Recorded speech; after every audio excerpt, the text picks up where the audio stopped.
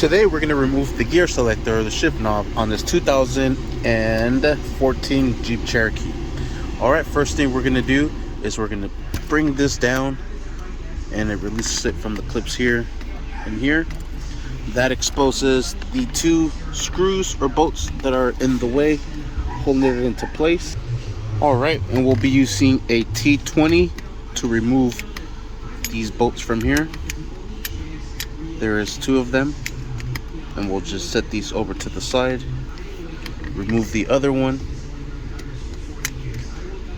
set this one to the side, wiggle this handle up,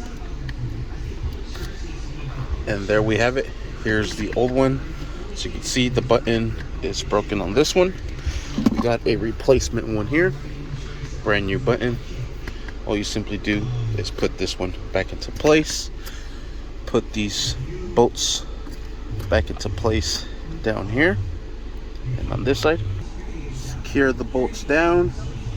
Same thing on the other side. Once everything is set, bring this back up, clip it into place, and you are set. Thank you for watching. Please like and subscribe.